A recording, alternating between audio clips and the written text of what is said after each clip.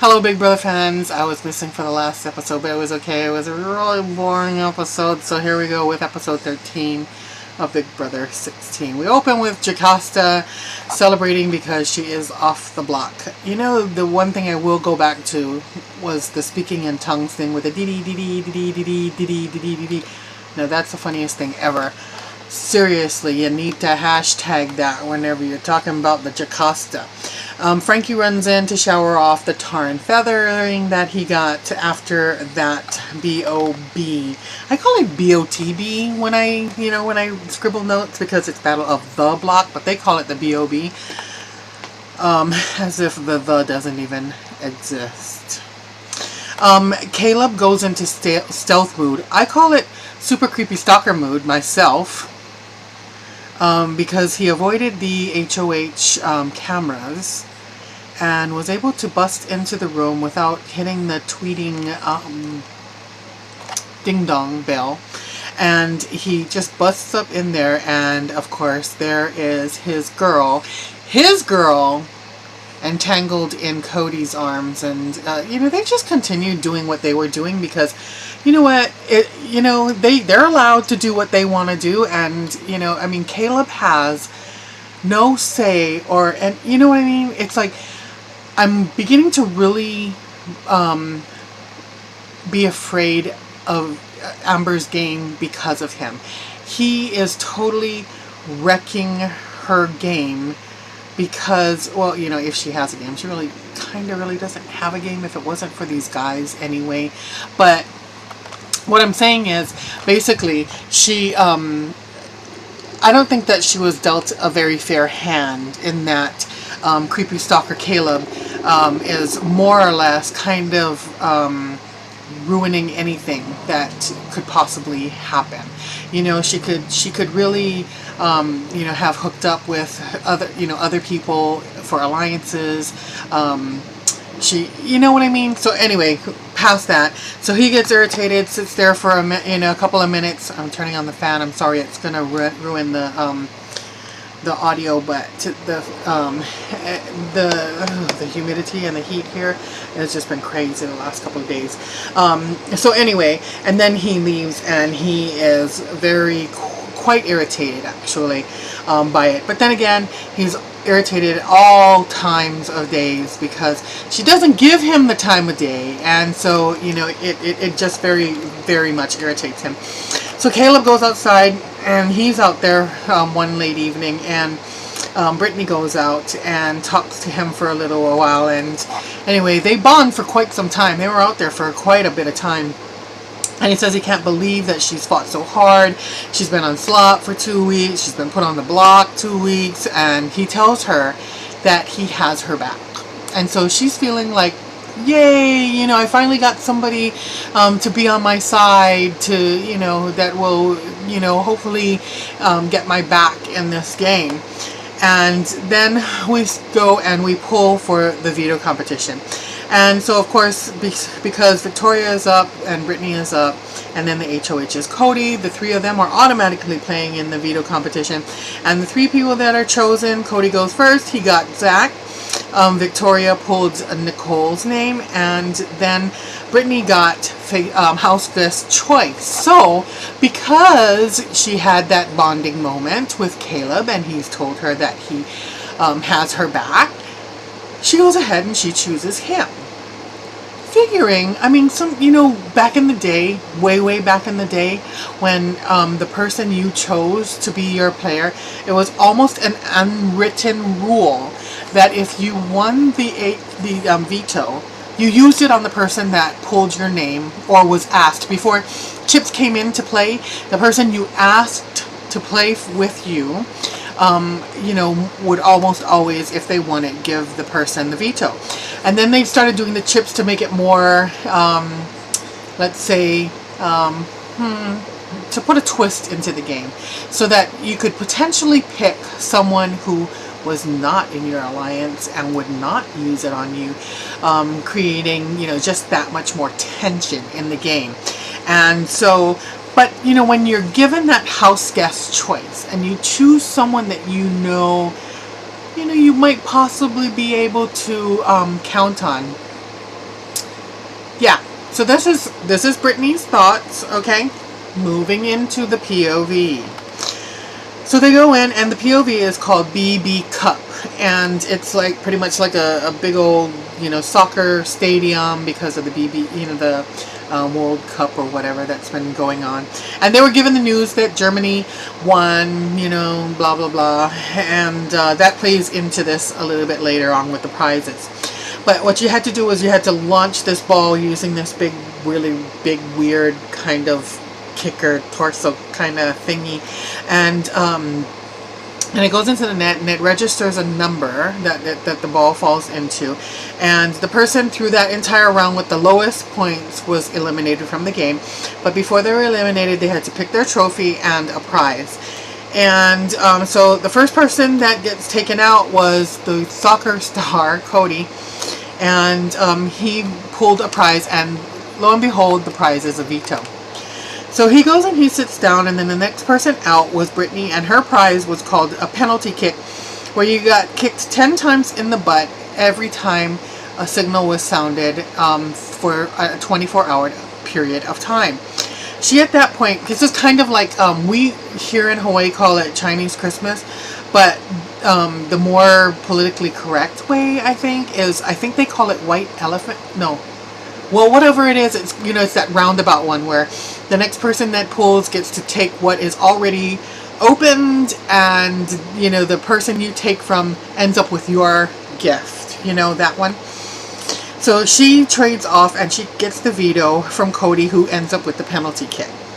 Then Zach is taken out next, and he gets to win a vacation to Germany. And that's where the Germany comes into play, because Germany won that World Cup. So their trip is to Germany. Nicole got the prize of goal oriented, and you had to kick 24 goals in 24 hours. She at that point trades it for the veto, snatching it from Britt, and leaving Britt with the having to kick 24 goals in 24 hours. So, you know, my mom had said, oh, you know, why is Brittany getting all upset? You know, she just took it from Cody. I said, well, she's getting upset because she's on the block and she needs that veto. Her or Victoria need that veto. Nicole didn't need that to veto. Nicole was just being a twat. I said it. Yeah, I said it. People like Nicole. And some of the time I like Nicole too, but she's really grating on my last nerve. Seriously, almost all of them are grating on my nerves at this point in time. And that's why sometimes some of the watching the feeds is not a good thing sometimes, because then you get to see these people 24 hours a day and they just all become twats. Next up, Victoria. She gets the prize of $5,000, but she trades it for the veto because she is on the block, leaving Nicole with $5,000. Next up, Caleb, and he pulls a Germatard, and he trades that for the $5,000 from Nicole, who gets the Germatard. Which, at this point, the point that I was trying to make stupendously clear was that he was Brittany's house guest choice. He said he had her back. He has the potential to strip Victoria at this point of the veto, but instead goes for the $5,000 from Nicole and ends her up with the Germatard.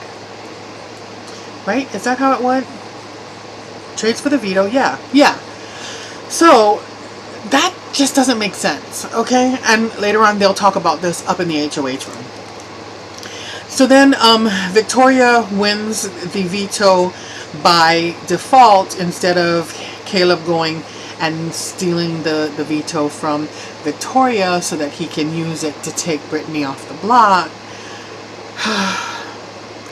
So Brittany ends up with having to kick the 2,400 goals in 24 hours, and Cody has to kick himself 10 times, and Nicole with the Germatard. And the Germatard is Germany, you know, one of those,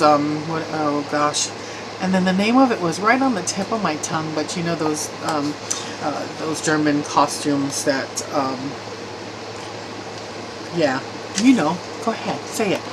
Anyway, after that, Donnie goes and he talks to Zach and Hayden, and he wants Beast Mode Cowboy out. You know, it's like, you know, wouldn't it be a good thing to, you know, when Victoria is pulled down off, you know, the block by using her veto, if Caleb was stuck up there against Brittany, and, you know, because in his mind he's thinking probably more people want him out than they want to Brittany out. So, you know, he's trying what he can for his friend. You know, Donnie is a really good guy. He really is a very, very good guy.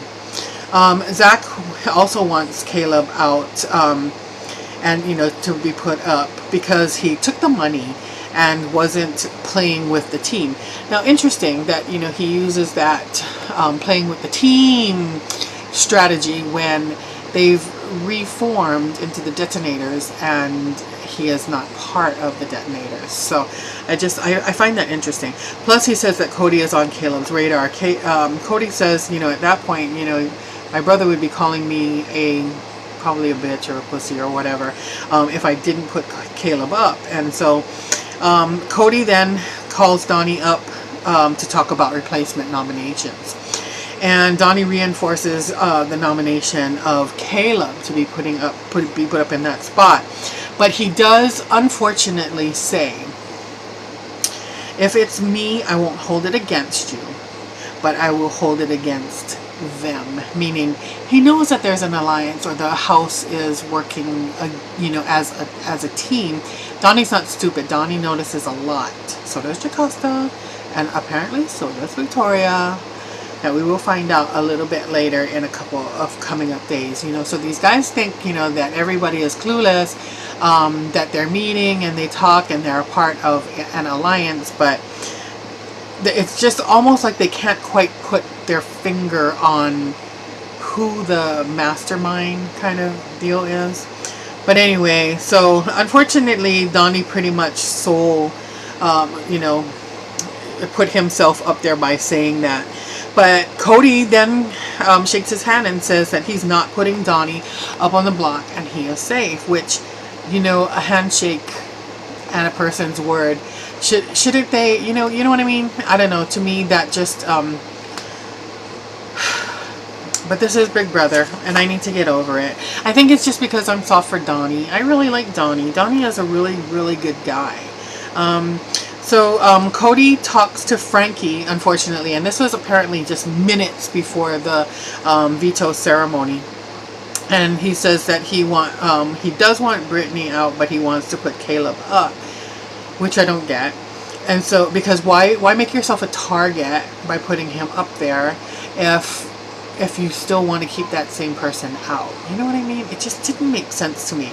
So anyway, Frankie immediately runs to Derek, and Derek, you know, talks to him and says that, you know, Caleb won't come after you. You know, he's still a part of the, you know, the guy team, but Brittany would. So at that point, unfortunately, we know that Donnie's fate is sealed, and the POV is held. Victoria takes herself off and Donnie is put up. Donnie says, you know, I was assured that I wasn't going to be put up on the block, but someone who had to have been in his ear, and I need to find out who that someone is. So Donnie is going to continue his investigation. You know, Donnie, like I said, Donnie watches and sees what's going on, and again, is anything but stupid. Anyway, Team America is given a new task, and it's either to hide an item, blame it on another house guest, and to publicly blame that other guest, or to be the puppet master of getting two house guests to have like a squabble or something like that, I think it was, at a POV ceremony or a nomination ceremony. So go and vote. I'm probably not going to vote. Doesn't matter to me, because with Derek on that team, Derek is He is not a detective for for any reason other than he is very good at his job, and he can pretty much make anybody do anything and make them think that they were the one who thought about doing it in the first place, pretty much. So Derek at this point is the puppet master in this house. He is calling the shots. He is making everything work. People say that they are part of it, that, me and you are running this show. No, you and him are not running this show. He's running the show. You are just a part of his team that makes sure that the things fall into place. At this point, unless Zach gets like crazy, which he does often, I'm thinking that Derek is going to take this game if they don't get him out. Alright, guys. We'll see you tomorrow when Brittany will be leaving.